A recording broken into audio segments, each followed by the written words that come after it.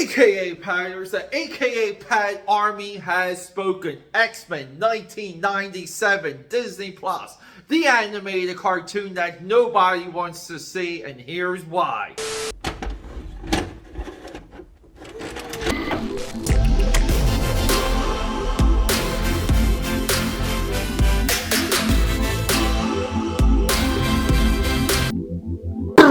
Okay, you guys like my green drinky drink? This is my pre-workout. Let me just you guys real quick here. Right here. Ghost Turtle Ooze Pump.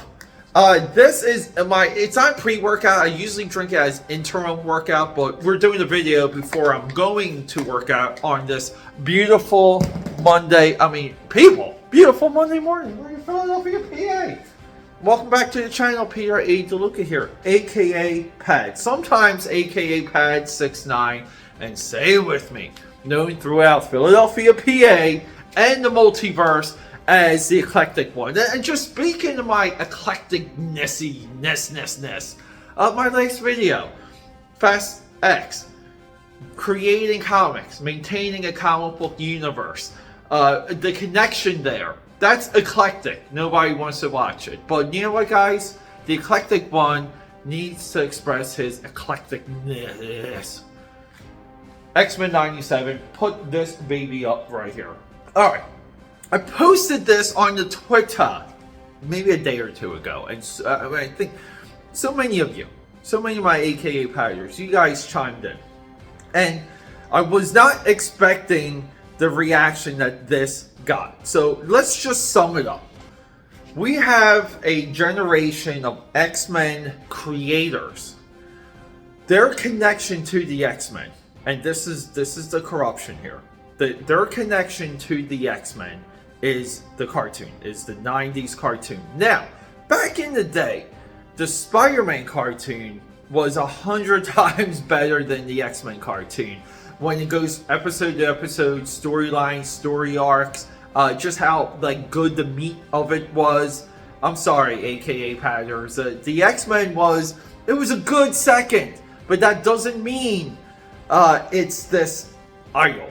And a generation of people grew up rediscovering a lot of this on Disney Plus when Disney Plus launched. Hoarding some of the VHS, hoarding some of the DVDs. And there was a time where the X-Men 90s cartoon disappeared. And it disappeared long enough to fester and to grow and to become something else. Now, this generation of creators is using this cartoon as the inspiration, as the source material, as the understanding of the beats of the characters, the epic storylines that we had in the X-Men comic from the 70s going all the way into the early 2000s. I mean, essentially, the entire Marvel universe ended via X-Men event with Onslaught. I view the epilogue issue of Onslaught as the final issue of the Marvel universe created by Stan Lee and Co. back in the 60s. That's just the way I view it. So, what's wrong with this? Well, this generation of creators went into a generation of creation of X-Men, not understanding the comic books, not understanding the source material at all, not be able to get the nuance within the nuance of a lot of these characters and story arcs, and what really, and this is what's missing, made it cool, made the X-Men bigger than Fantastic Four, Avengers, even Spider-Man. There was nothing bigger than the X-Men going into the mid-2000s, and the reason for that is because it was the only Marvel franchise that had a long enough run to build up that fan base. Avengers never had it, Fantastic Four never had it, Thor never had it, Iron Man never had it, and there is a reason why Marvel comic book company, had enough traction with the X-Men alone to literally create its own sub-publishing house. Just nothing but X-Men books. And this was amazing. But what happened with this was, right, we all know a little bit of the story. Too many crossovers, too many deaths, too many characters returning. Pretty much when they brought Jean Grey back, that was really even though it was a good story, just wasn't good enough to do that. sorry guys, like, again, unpopular opinion there, dead should always be dead in comic books. If you bring a character back, it's gotta be, it really needs to be like a top reason. I always think about when they brought Colossus back to life, like, just meaningless. But anyway, so we have familiar faces here. We have artwork that a lot of people questioned, but the meat of this is, we'll cut this and we'll just show you two characters. We have maybe what could be Morph. I don't know why, like, this is now like the Exiles version of Morph. I don't know why Morph is back. Morph was never a focus, was never a character, even within that cartoon.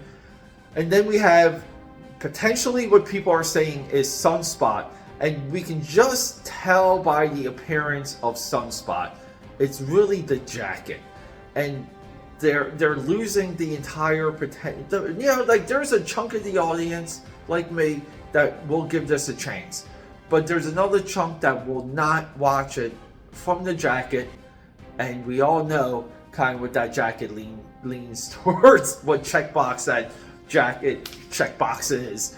And then it's just like a WTF, and then another chunk of the audience that will just reject it. So you are losing a bunch of your core guys here, your core AKAPADers, guys and girls. And this is everything we know we hate. This is everything we know that is wrong. Now, look, we can say things like the SWAT, all right, or, like, you know, the politics in the new Little Mermaid live action. We can say that worked, and we can say we didn't work, because I feel like it did good overseas, it did good domestically.